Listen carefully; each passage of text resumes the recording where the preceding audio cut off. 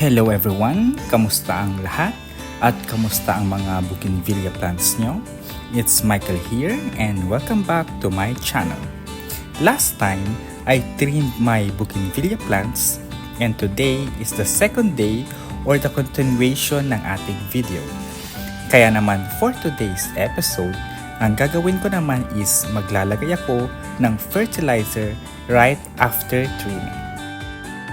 Giving fertilizer to our bougainvillea is a must activity, lalo na't pinutulan mo ng mga sanga ang mga ito. In this way, we are providing our bougies to have an extra nutrients for them na maglabas ng mas healthy na new branches and eventually potential flowers or bracts.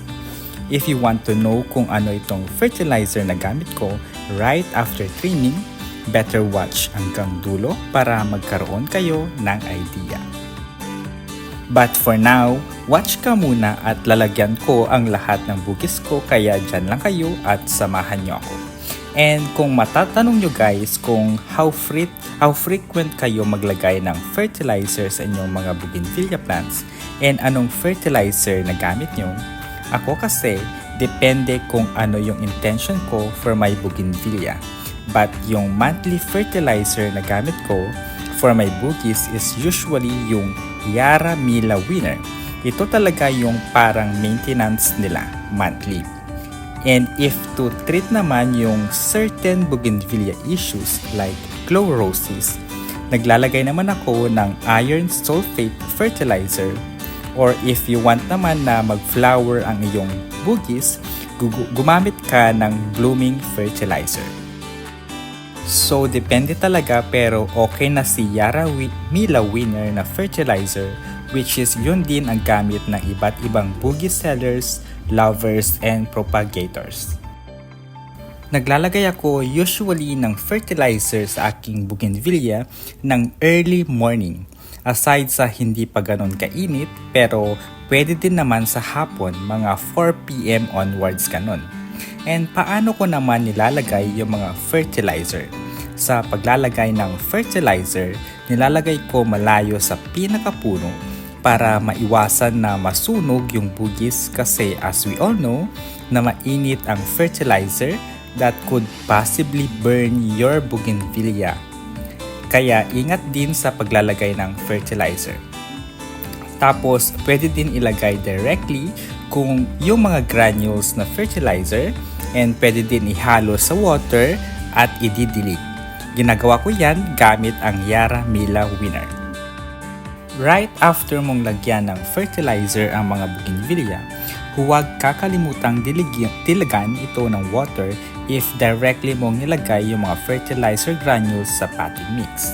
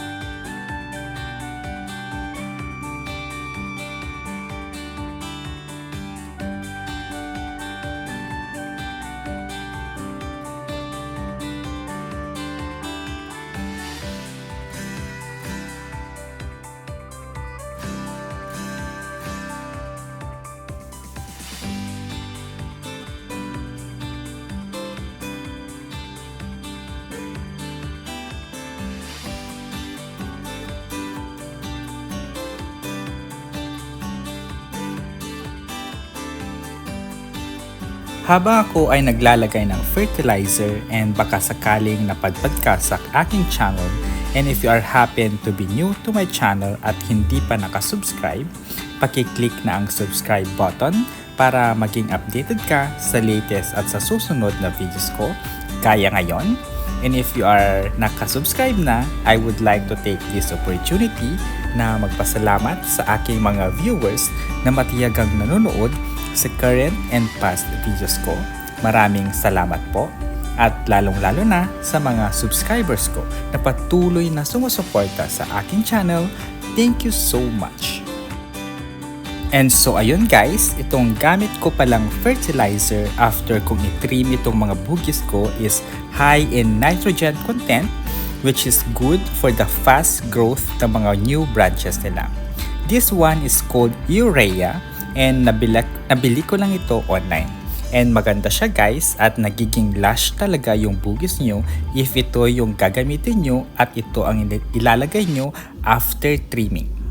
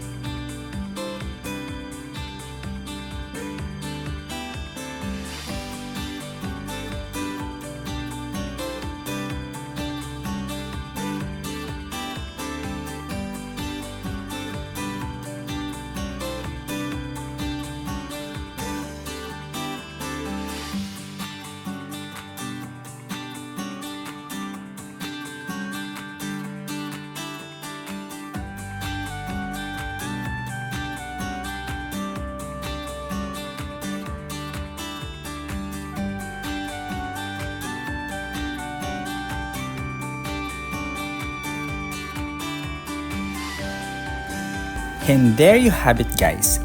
Thank you so much for watching at makakaasa kayo na pagbubutihan ko pang gumawa ng mga relevant videos for bugis. Kaya naman don't forget to subscribe, stay safe and healthy, and we'll see you in my next videos. Bye-bye!